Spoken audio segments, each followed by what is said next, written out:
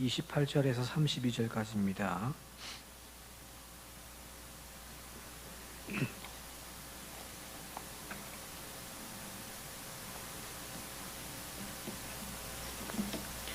구약성경 느헤미야서 3장 28절에서 마지막 32절까지 한 절씩 교독합니다. 마문 위로부터는 제사장들이 각기 자기 집과 마주 대한 부분을 중수하였고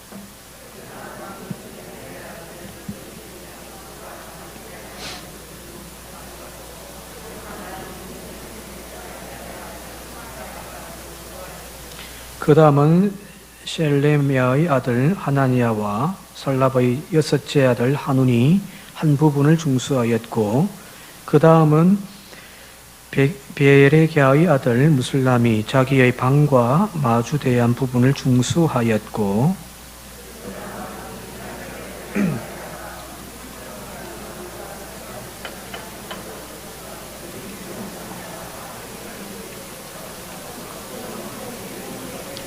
함께 읽겠습니다. 성모퉁이 성루에서 양문까지는 금장색과 상인들이 중수하였느니라.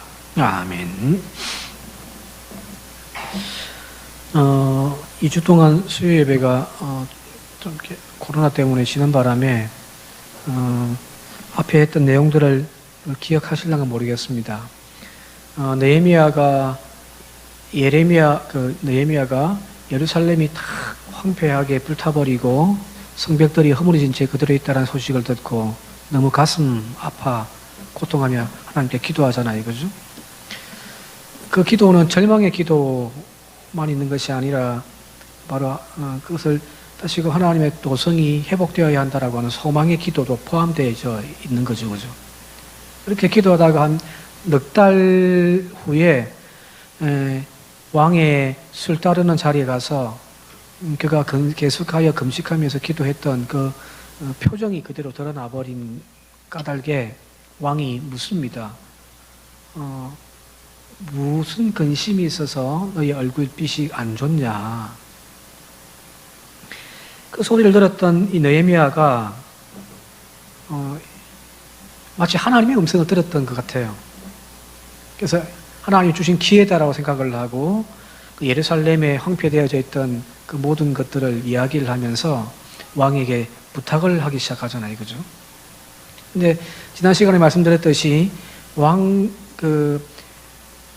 페르시아 왕이 지금 자기 앞에 서 있는 그 왕이 되자마자 내렸던 칙령이 예루살렘 성벽 건축하는 것을 중단시킨 거거든요.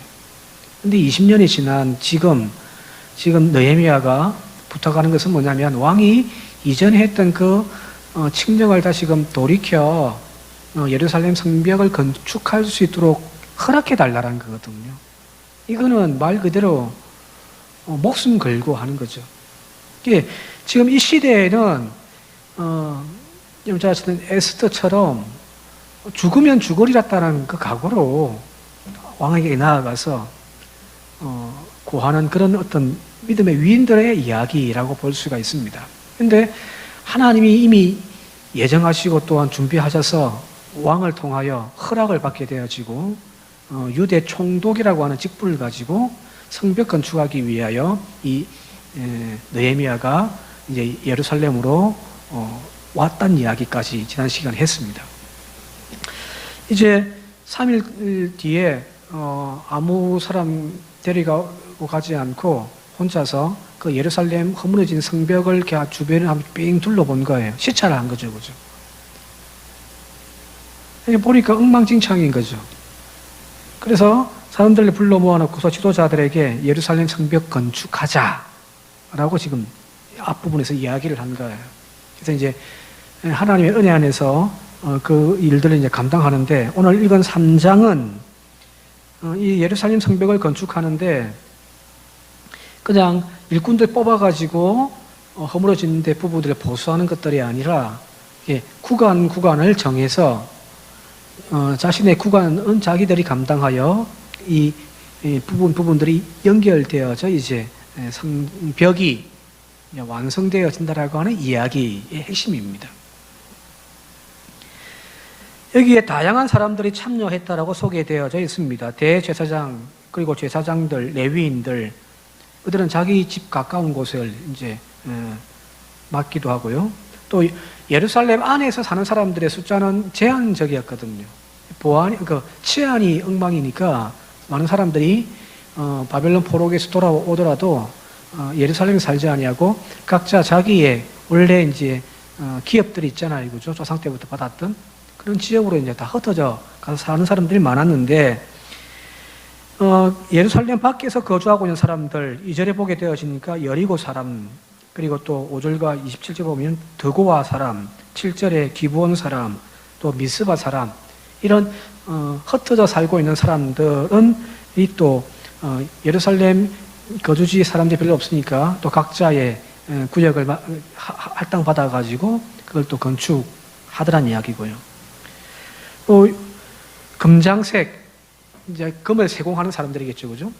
이 금장색과 향품 장수, 그리고 지역의 통치자들, 그리고 상인들까지 해서 일정 분량의 성벽 구간을 할애받아 가지고 자신의 맡은 구간들을 완성함을 통하여 이것이 이제 성벽으로 완전하게 연결되어지더라는 겁니다. 여기 다양한 사람들이 모여 있더라는 거거든요. 오늘 설교 제목처럼 협력하여 선을 이루는 거죠, 그죠? 교회라고 하는 공동체는 마찬가지죠. 어떤 특출한 어떤 한 사람에 의해서, 그러니까 이전에 예루살렘이라고 하는 이 도성이 하나님의 거룩한 성전으로 세워질 수 있었던 그 첫 번째 시작점이 누구냐면 다윗이잖아요, 그죠? 다윗이 여부스 사람의 그 성을 함락하여 이제 수도를 삼았잖아요. 그리고 이제 성을 건축하고 했단 말이에요. 그때는 다윗이라고 하는 어떤 한 사람의 열정과 그의 헌신을 통하여서 세워진 도성이었다면, 지금 여기 느헤미야를 통하여 다시금 세워지는 이 예루살렘 성벽은 말 그대로 어떤 한 사람의 주축이 아니라 각자의 맡겨진 사역들을 자기가 최선을 다하여 세움을 통하여 그것이 하나로 뭉쳐져서 완성되어진 역사였다라는 겁니다. 자, 오늘 여기 성전 재건하는 사업을 쭉 소개되어 있는데 몇 가지 특징만 다 살필 수는 없고요. 또 재미가 없습니다. 누가 여기서부터 여기까지 했더라, 그 다음은 또 누가 여기서부터 여기 했더라는 이야기니까 저도 뭐 누군지도 다 몰라요. 그러나 몇 개 좀 뽑아가지고 함께 좀 은혜를 나눌 수 있는 말씀들을 함께 나눴으면 좋겠습니다. 첫 번째 1절 말씀입니다. 1절 한번 함께 우리 읽도록 하겠습니다. 1절 시작. 그때에 대제사장 엘리야십이 그의 형제 제사장들과 함께 일어나 양문을 건축하고 성벽 문짝을 달고 또 성벽을 건축하여 한메야 망대에서부터 하나닐 망대까지 성별하였고, 여기 1장에 보게 되어지니까 첫 번째 구간을 이야기하는데 대제사장 엘리야십과 그의 형제 제사장들이 담당했던 지역을 보여주겠어요. 그림 한번 좀 보여주세요. 다음. 저기 위에 좀 하얗게 되어 있는 것은 예수님 시대, 그러니까 헤롯이 건축한 성벽이에요. 그리고 이제 저기 좀 까만색으로 이제 진하게 되어져 있는 부분이 이제 이 느헤미야 시대에 새롭게 이제 보수되어지고 증축되어진 성벽이거든요. 저기 보시면 빨간색으로 동그라미 되어져 있는 저 지역이 이제 양문, 양이 들어오게 오는 문이에요. 그래서 양문이에요. 신약 시대에 사도행전 나오잖아요, 그죠? 양문. 그 희생 제물로 드리기 위하여 양과 염소를 이제 끌고 들어오는 게 다른 문으로 들을 수 없습니다. 이제 저기 동그라미 있는 저 밑에 지역이 바로 성전 터전이 있는 지역이거든요. 성전이 저기 있어요. 시온산이 저기 있단 말이에요. 그러니까 이제 저 양문을 통하여서 희생 제물을 이제 가지고 들어오는 문이에요. 여기에서 이 양문과 또 하메야 망대에서부터 하나넬 망대까지를 동그라미 딱 치진 저 부분입니다. 정확하게 알 수가 없습니다. 여기 지금 몇 가지 이름들이 나와 있습니다만 정확하게 여기에 양문이 있었다, 여기에 옛문이 있었다, 어문이 있었다 이렇게 할 수가 없는 것이 저 느헤미야 성벽은 그 이후에 다 허물어져 버리거든요. 그리고 다시금 이제 헤롯이 쌓아놓은 이제 성벽이 나중에 신약 시대에 등장한단 말이에요. 이것도 이제 나중에 로마 AD 70년경에 로마 전쟁에 의해서 다 허물어지기도 하고요. 그러니까 대충 이쯤일 거야라는 거예요. 근데 확실한 거는 성전이 있는 북쪽이에요. 북동쪽에. 그 부분을 이제 대제사장과 그의 형제 집안에서 감당하여 이 지역을 건축했다는 거예요. 아마 저 지역을 맡았던 이유는 성전 바로 위쪽이니까. 그러니까 원래 제사장들이 사는 지역은 성전 가까운 곳에 삽니다. 우리로 이야기하면은 교회 안에 사택이 있는 거예요. 성전에서 좀 나오면은, 조금만 나오면은 그 동네가 바로 제사장들이 머무는 이제 마을인 거죠. 그러니까 이 지역에 대제사장과 제사장들이 함께 살고 있으니까 그 위쪽에 있는 부분들을 이제 감당했다는 거예요. 근데 여기 1절 마지막에 하나넬 망대까지 성별하고라고 하는 단어예요.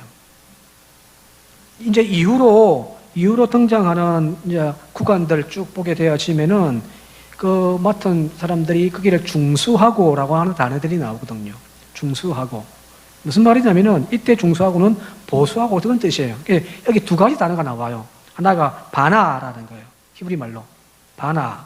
또 하나는 헤헤지크라는 단어가 나오는데, 바나라는 말은 옛날 성벽이 여기 있으면은, 성벽이면은 여기 다 허물어져 버렸어요. 허물어져 가지고 성벽이 아예 없는 지역들은 처음부터 다시 쌓아야 할 거 아니에요. 그죠? 그때 이제 쓰는 단어가 바나예요. 처음부터 다시 쌓는 것. 그리고 이제 헤헤지크라고 하는 단어는 이제 일부분이 허물어져 가지고 거기에 이제 보수만 하면 되는 거죠. 그죠? 그때는 헤헤지크라는 단어를 쓰거든요. 이 두 단어가 이후에 계속 나와요. 그런데 여기 1절에 대제사장과 그의 형제 제사장들이 양문과 또 그 지역에 그 자기들이 할당되어져 있는 그 부분에 성벽을 건축을 하는데, 여기는 성별하다라고 하는 키데슈후라고 하는 히브리를 쓰거든요. 자, 무슨 말이냐면 여러분들이 내는 헌금은 헌금이라고 하고 제가 내는 헌금은 헌금이라고 안 하고 다른 이름을 붙인단 말이에요. 그죠? 예, 그런 거 비슷한 거겠죠. 여러분들이 흘리는 땀, 교회에서 봉사하고 흘리는 땀은 봉사라고 하는데, 목사인 제가 몰라 했는데 그걸 봉사라고 하는 이름을 안 붙이고 다른 이름을 붙이더라는 거거든요. 뭐 이 사람들이 특별해서 그런가? 대제사장이고 해서 뭐 믿음이 좋아서 그렇게 이름 붙였을까? 아니, 나중에 보면은 저 뒤에 가면 이제 느헤미야가 잠시 본국으로 갔다가 다시 오거든요. 왔을 때 보니까 또 엉망이 되어졌어요. 그때 앞장서서 이스라엘을 타락시켰던 인물들도 이 대제사장이란 말이에요. 믿음이 엄청 좋고 뭐 특별한 존재도 아닌 거죠. 그럼에도 불구하고 다른 성벽은 바나라든지 헤지크라고 하는 단어를 이렇게 정축하다, 보수하다 그런 단어를 썼는데 왜 이 1절에는 성별하여라고 하는 단어를 썼을까라는 거예요. 이 키드웨슈후라고 하는 단어는 카도쉬, 거룩하다라고 하는 이 단어에서 나온 이제 파생어예요. 근데 좀 어려운 말로 히브리에 사역 형태의 히필형이라는 것이 있고 강조 형태의 PL형이라고 하는 것이 있어요. 알 필요는 없고요. 근데 여기 지금 키데슈후라고 하는 단어는 이 카도시의 강조 형태의 PL형이거든요. 이 PL형으로 쓰일 때에는 이 뜻이 어떤 의미냐면은 봉헌하다 그런 뜻이에요. 우리가 성전을 건축하잖아요. 그죠? 그죠? 근데 다른 건물, 뭐 빌딩이나 집을 짓고 난 다음에 봉헌식이라고 하지 않잖아요. 준공식이라고 하잖아요. 그죠? 근데 우리는 교회를 다 짓고 난 다음에 봉헌식이라고 한단 말이에요. 바로 이거예요. 성결하여 하나님께 드리는 거란 말이에요. 자, 지금 여기 예루살렘 성벽을 허물어져 있고 막 엉망이 되어 있는 그 성벽을 건축하는 이유가 첫 번째 정치적인 목적으로는 여기에 치안을 유지하기 위한 어떤 적들의 공격을 방어하기 위한 방어 수단이죠. 그죠? 앞에도 살펴보았듯이 심심하면 주변 동네에 깡패들이 와가지고 막 괴롭힌단 말이에요. 왜? 대문이 활짝 열려 있으니까. 그러니까 치안이 엉망이고 여기 사람들이 살려고 하지 않는단 말이에요. 그래서 예루살렘을 다시금 회복하기 위해서는 이 성벽부터 건축해야 되겠다라는 것이 느헤미야의 생각인 거죠. 그런데 단순하게 여기 성벽을 재건하는 이 작업이 어떤 공격을 막아내기 위한 방어 목적만은 아니라는 거예요. 1절에 이 성별하고 라고 하는 단어를 통해서요. 하나님께 봉헌한, 이것은 말 그대로 이 성벽을 건축함을 통하여서 그 안에 이스라엘의 언약 공동체를 회복하겠다라고 하는 그런 고백이 들어가 있는 거죠. 이해되십니까? 우리가 교회를 건축하는 것, 다른 어떤 건물들보다 더 아름다운 건물을 지어가지고 자랑하기 위함인가요?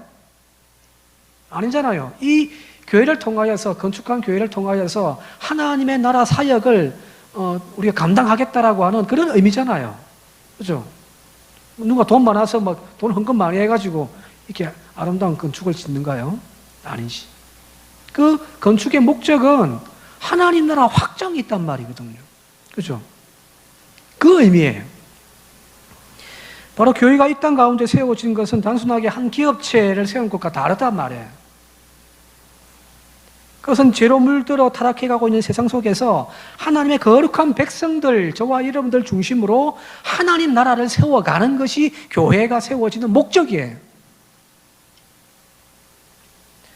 몇 번 반복해서 말씀드렸습니다마는 예수님께서 이 땅에 머무르시는 동안, 공생애 3년 동안 많은 사역들을 감당하셨지만, 그러나 그 사역하시는 동안 단 한 번도 자신의 이름의 교회를 세운 곳이 없단 말이에요. 갈릴리 지방, 유대 지방, 또 저 넘어가지고 데가볼리 지방까지 가서 복음을 전거하고 귀신을 쫓아내고 하면서도 거기에 여기 나를 기념하는 교회 세워 하지 않았단 말이거든요. 오직 예수님의 사역의 핵심은 뭐냐면은 바로 하나님의 나라가 이 땅 가운데 도래하고 있다는 거예요. 하나님 나라를 세우는 것이 예수님의 목적이었거든요.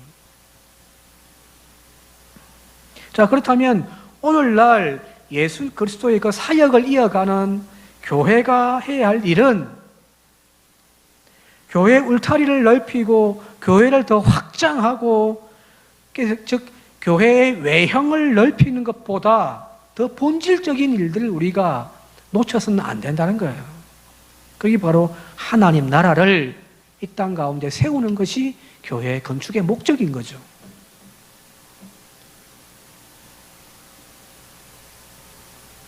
(90년대) (2000년대) 이렇게 해가지고 한참 교회 건축이 붐이 일어났던 때가 있거든요. 너도 나도 없이 그냥 교회 크게 지으면 부흥한다라고 해가지고, 물론 그렇게 해서 성공한 교회도 있습니다만은,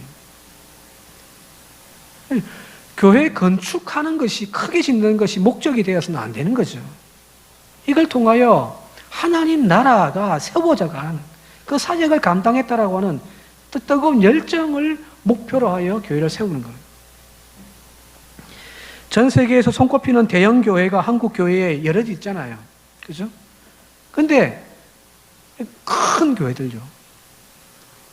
제가 대학원, 부산에 살다가 이제 신학교 그 대학원 올라가가지고 한 번은 여의도에 가가지고 순복음교회를 한번 가봤거든요. 금요일날 들어갔는데요, 본당 들어가니까 막 기가 죽더라고요. 어마어마한 크기. 지하에 유치부실이라고 있어서 한번 가봤는데, 그 유치부가 제 본교회, 모교회 본당보다 더 커요. 엄청난 규모잖아요. 그죠? 그런데, 그런 교회 건축물은 커지고 사람들은 많아졌는데, 가만히 들여다보면 정작 그 본질이라고 이야기할 수 있는 하나님의 나라는 이전보다 점점 더 멀어져 가고 있다는 거예요. 교회당은 점점점 높아지고 있는데 역설적으로 하나님의 나라는 점점 더 멀어지고 있는 거죠. 교회가 하나님의 나라를 지금 품지 못하고 있는 안타까운 현실이 아닌가라는 거예요. 그리 본다면 이 1절 성벽을 건축했는데 이 성벽 건축하는 것을 단순하게 그냥 중수했다, 건축했다라고 이야기하지 아니하고 하나님께 봉헌했다라는 거예요. 성별했다라는 거예요. 오늘 우리 교회가 이런 하나님 앞에 성별되어진 교회가 되어줄 수 있길 바라고요. 한국 교회가 이걸 다 지금 본질을 회복하는 그런 한국 교회가 되어졌으면 좋겠습니다. 우리가 회복해야 할 것은 바로 하나님의 나라인 거예요. 그죠? 그래서 소자 한 사람에게도 복음을 전거하고 그를 통하여 하나님의 자녀되게 만드는 것. 그게 교회의 본질인 거죠. 이런 좋은 건물 왜 필요해요? 이렇게 세워놓은 목적도 하나님 나라 확장을 위한 거기에 본질이 있는 거지. 이것 안 하고 그냥 교회 건물 하면은 무슨 의미가 있겠냔 말이에요. 다시 교회다운 교회를 보수하고 개혁하는 일에 우리의 사명이 있음을 다시 한번 깨닫는 저와 여러분들 되시기를 바랍니다. 성별합시다. 그 다음에 특징이 이제 1절 읽고 난 다음에 이제 계속해서 이제 마지막 우리가 2절까지 읽었습니까? 32절까지 매 구절마다 어떤 단어가 나오냐면은 그 다음은 이런 표현이 나와요. 히브리 원어로 웨알야도라고 되어 있거든요. 웨알야도 이 계속 나와요. 그 다음은 이게 무슨 말이냐면은 대제사장과 그의 형제들 제사장이 여기서부터 여기까지 건축했다. 그런데 이제 이어서 여기서부터 여기까지는 아무개가 건축하더라. 그리고 여기서부터 여기까지는 아무개가 또 건축했다. 이 이야기예요. 그 다음은 이렇게 해서 나오는 거예요. 지금 그림 하나 볼게요. 아까하고 조금 다른 그림인데 똑같은 거예요. 그 성전 근데 앞서 저 위쪽에 그죠? 위쪽에 끝에서부터 이렇게 쭉 대제사장이 지었던 1절의 그 구간이 나왔잖아요. 그죠? 지금 우리가 이제 앞에서부터 쭉 읽는 내용을 보게 되어지면은 시계 반대 방향으로 요렇게 여기는 누구, 여기는 누구, 여기 또 여기서 누가 건축했더라 해서 쭉 이렇게 시계 반대 방향으로 지금 이렇게 이야기가 쭉 진술되어져 있습니다. 이어서 이제 건축했다는 거죠. 한 사람이 그냥 쭉 한 무리가 여기서부터 처음부터 끝까지 쭉 모든 것들 감당한 것이 아니라 시계 반대 방향으로 돌아가면서 자신에게 주어져 있는 그 자기의 할당 구역의 사역을 감당함을 통하여 그것이 이제 이렇게 서로 이렇게 맞물려 하나가 되어졌다는 거예요. 성전을 건축할 때 봉헌자의 이름에 벽돌을 새기는 그런 교회 되잖아요, 그죠? 벽돌에다가 이름 딱 새겨가 자기 이름 헌금하신 분들 이름 딱 새겨가지고 하는 경우. 지금은 거의 건축 헌금을 많이 합니다만 옛날에는 직접 벽돌 찍고 그죠? 교인들이 다 벽돌 찍고 벽돌 또 이어 나르고 다 했잖아요, 그죠? 가장 적은 한 사람 소자조차도 또 이름 없는 어린아이 하나조차도 그 정성들이 모여가지고 함께 버무려져 세워진 성전의 성벽, 이 예루살렘 성벽이 되어졌다는 겁니다. 이게 의미가 있는 것 아닌가요? 어떤 누가 큰 기업을 하는 어떤 누가 한 사람이 돈을 얼마 헌금해가지고 그것 가지고 막 건축하는 것이 아니라 작은 꼬마 아이의 그 돼지 저금통 하나, 그것도 보태져 가지고 이렇게 지어져 가는 그 성전, 그게 아름다운 것이란 말이에요. 자, 여기 보니까 여러 사람들이 이제 각자의 구역을 할당해서 그것이 이제 이어져 갔다는 게, 그게 바로 그 다음은 그런 의미예요. 여기 보면은 몇 가지 이제 다 살필 수 없고요. 몇 가지 구절에 보게 좀 뽑아서 읽어보겠는데, 느헤미야 3장 10절, 8절 한번 함께 읽어볼게요. 영상을 참조해서 한번 읽겠습니다. 10절 시작. 그 다음은 하루맘의 아들 여다야가 자기 집과 마주 대한 곳을 중수하였고, 그 다음은 하산느야의 아들 핫투스가 중수하였고, 28절 마문 위로부터는 마주 대한 부분을 중수하였고, 여기 이제 23절, 29절, 30절 계속해서 몇 군데 나오는데 그냥 이 두 구절만 참조해서 본다면은 저기 노란색에 자기 집과 마주한 곳, 자기 집 앞에 이 구간은 내가 하겠다는 거예요. 내가 막 돈이 없어도, 내가 막 늙어도 힘이 없어도 하나님의 그 예루살렘 그 시온 산성의 그 성벽을 건축하는 일, 내 집 앞에 있는 이 마주보고 있는 이 구간은 그래서 내가 하고 싶다라는 거거든요. 그죠? 우리 겨울 되면 눈 내리면은 마을 이장이 늘 하는 말이 자기 집 앞은 자기가 치웁시다.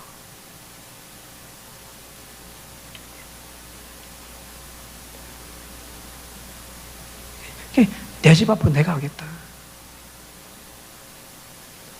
이런 특징이 있었고요. 또 한 가지 12절입니다. 12절 함께 읽겠습니다. 시작. 그 다음은 예루살렘 지방 절반을 다스리는 하로헤스의 아들 샬룸과 그의 딸들이 중수하였고, 여기 딸들이, 여자들도 함께 했다는 거예요. 근데 다른 구절에서는 안 나오는데 여기 12절에는 살룸의 딸들도 함께 여자의 이름을 걸고 그 일들을 감당하더라는 거거든요. 근데 이렇게 뭐 어린아이부터 해가지고 뭐 이렇게 다 했겠죠, 그죠? 근데 모든 사람들이 다 함께 한 것은 아니란 말이에요. 5절 말씀입니다. 5절 함께 읽겠습니다. 시작. 그 다음은 두고와 사람들이 중수하였으나 그 귀족들은 그들의 주인들의 공사를 분담하지 아니하였으며, 일정 구간에 이제 더고아 사람들이 이제 예루살렘 말고 저 밖에서 살던 더고아 지역에 있던 사람들이 그 지역을 감당해서 했는데, 세번역으로 읽으면은 더고아 사람이 보수하였는데 그들 집안의 어떤 유력자들은 공사 책임자들에게 협조하지 않았다. 실제로 오늘날도 마찬가지잖아요.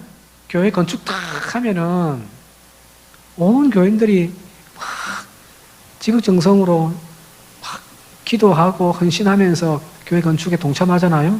근데 어떤 교회들 이야기 들어보면은 건축하고 난 다음에 교회가 이제 빚을 내 가지고 건축을 하니까 보통은, 근데 이제 빚을 내기 시작하는 순간부터 교인들이 떠나는 교인들도 있다고 하잖아요. 실제로 우리 교회는 있었는가 모르겠습니다만은 없다고 하네요. 이런 교회가 좋은 교회예요, 그죠? 왜요? 이 빚이 있으면 이제 이거 다 내 몫이라고 생각을 하고 힘들다, 나 안 할래 하고 교회를 떠나버리는 거죠. 그죠? 여기 그렇게 본다고 한다면은 헌신이란 재력이나 물질로 하는 것이 아님을 우리는 다시 한 번 더 확인할 수 있잖아요. 돈 많다고, 재력 있다고, 여기 나와 있는 대로 그 귀족들이니까 힘도 있고, 그죠? 또 자기 밑에 사람들이 얼마나 많겠어요. 그럼에도 불구하고 다 헌신하는 것은 아니더라는 거예요. 적은 가운데서도 하나님의 일을 감당하고 헌신할 수 있는 그 마음, 나는 이것밖에 없지만 우리 집에는 꽃갱이 하나밖에 없는데 라고 하지만, 그러나 그거 들고 나오는 그 마음 부어주시는 것도 하나님의 은혜인 줄 믿습니다. 헌금을 많이 해야 그것이 교회를 위하여 우리가 헌신하는 것이 아니라 그야말로 그 즐거움으로 나의 작은 정성, 벽돌 하나만이라도 나는 참여하고 싶다라고 하는 그 동참하는 마음들이 결국에는 하나님의 사역을 감당하는 그 이쁜 마음들이 아닌가. 그 마음도 하나님이 부어주시는 거죠. 그죠?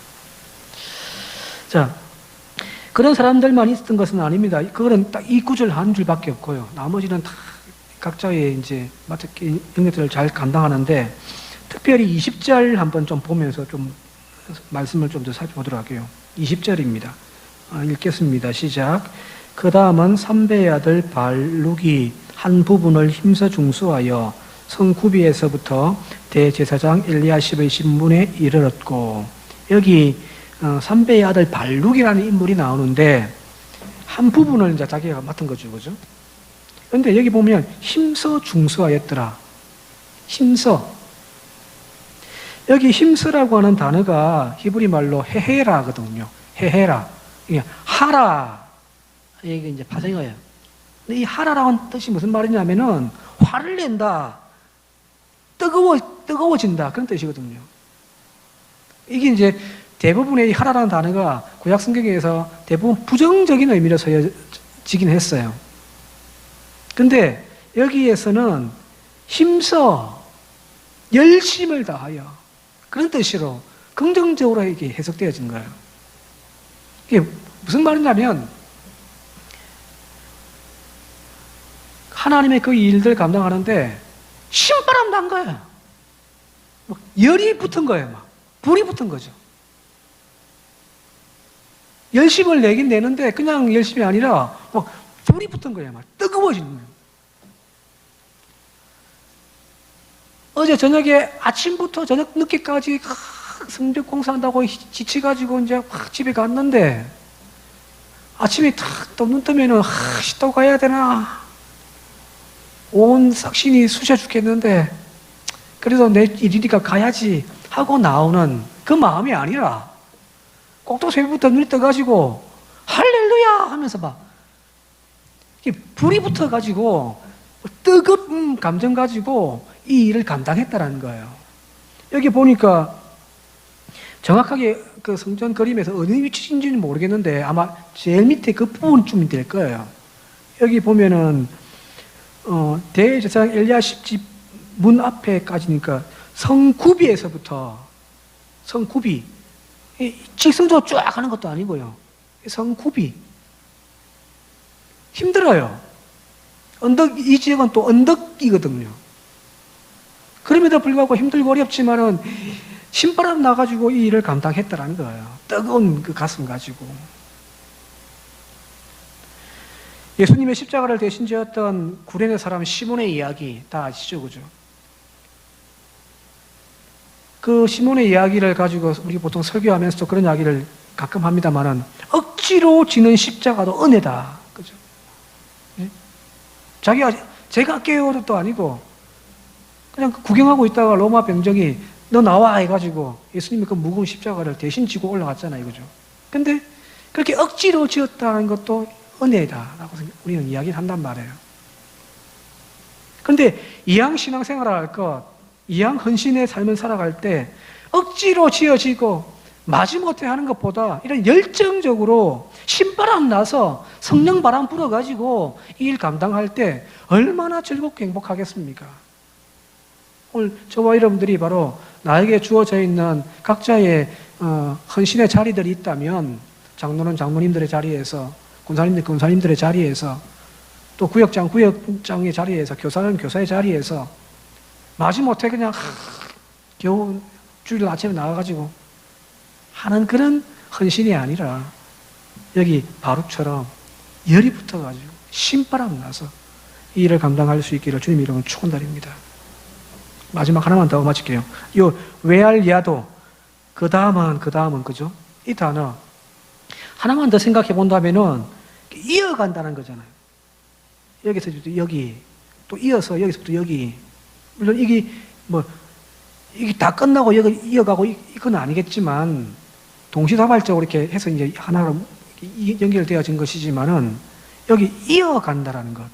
그리고 본다고 한다면은 우리의 신앙도 사실 따지고 보면은 릴레이죠, 릴레이.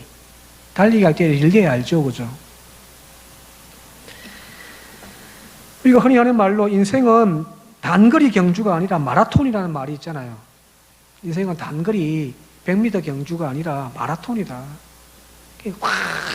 열심히 달려야 할 필요도 없고, 그죠? 예, 끝까지 달려가는 것. 결국 우리의 신앙도 단거리 경주하듯 하는 것이 좋은 것만은 아니더라는 거예요. 지금은 팍 가서 나가죠, 그죠? 어떤 교회는 막 가서 나간단 말이에요. 근데 보면 우리는 뒤처지고, 그죠? 우리 교회는 아무것도 안 한 것처럼 여겨지고 그렇단 말이에요. 근데 사실은 단거리 경주가 아니라 주님 오실 때까지 달려야 할 마라톤이에요. 한 시대에 반짝하고 그냥 피어났다가 그 빛이 꺼져버리면 무슨 소용이 있어요? 한 시대를 풍미하고 이제 역사의 흔적만 남아있는 그런 교회들이 지금 서양에 얼마나 많습니까? 요한계시록의 말씀처럼 그 촛대가 옮겨져 버렸다면 그 당시의 영광스러웠던 모습이 오히려 후세대에서는 그건 수치의 모습이 아닐까라는 거거든요. 자, 지금 우리의 신앙의 열정이 그 다음 세대에, 그리고 그 다음 세대에서 다시금 그 다음 세대에 계속해서 이어져 존속되어져 가는 것이 사실은 하나님이 교회에 부어주시는 은혜가 아닌가라는 거예요. 우리 교회의 목적은 가늘게 길게 갑시다. 어떤 교회는 굵고 짧게 가는 교회가 있다면 우리 교회는 가늘더라도 길게 가야 될 거 아니에요. 바로 이를 위하여서 믿음의 바통을 잘 전달하는 것, 그것이 얼마나 중요한지 다시 한번 깨달았으면 좋겠습니다. 우리 세대, 그 다음 세대에 믿음의 바통을 우리가 넘겨주어야 할 거 아니에요. 그냥 우리 세대에만 열심히 하여 교회가 은혜롭고 부흥되어지고 그것도 좋습니다만은 지금 부흥시키는 것으로 우리의 사역이 끝나는 것이 아니라 우리의 사역의 마지막은 뭐냐면 그 다음 세대에게 이 믿음의 바통을 넘겨주는 것까지예요. 그래서 그 다음 세대가 그 바통 가지고 다시금 그 다음 세대에 또 바통을 넘겨주는 거죠. 지금까지 잘 달려왔던 믿음의 경주 마치는 그것은 바로 그 다음 세대, 우리 후손들에게 지금보다 더 좋은 산정교회를 이룰 수 있도록 그 다음 세대들에게 믿음을 잘 넘겨주는 것. 한국 교회의 역사가 140년 정도 된다고 하는데요. 사실 따지고 보면 2000년 기독교 역사에서 이렇게 긴 것도 아니죠, 그죠? 근데 이 짧은 기간 동안 우리는 엄청나게 부흥했단 말이에요. 세상이 깜짝 놀랄 정도로 큰 부흥을 이뤄냈던 것이 한국 교회예요. 70년대, 80년대, 90년대 초반까지 교회만 세워놔도 사람들이 막 모여들었고, 그래서 그때 뭐 10,000명, 10만 명 교회들이 세워졌잖아요, 그죠? 그런데 지금은요, 기독교 인구가 반토막 나버렸거든요.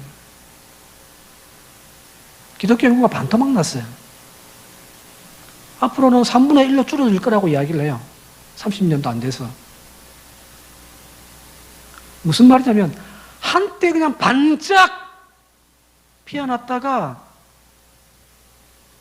져버리는 꽃과 같은 모습, 이 한국 교회가 아닌가 염려스럽습니다. 우리 교회의 역사, 85년의 역사, 긴 역사지, 그죠? 오늘의 열정 가지고 우리가 교회 섬기고 교회를 아름답게 일구는 것도 참 중요하고 지금 우리가 해야 할 일이겠지만 그것보다도 더 중요한 것은 그 믿음의 열매를 우리 다음 세대에게 뿌리는 일이 아닌가라는 거예요. 30년 뒤, 50년 뒤에 산정교회의 모습을 여러분들 꿈꿔봤습니까?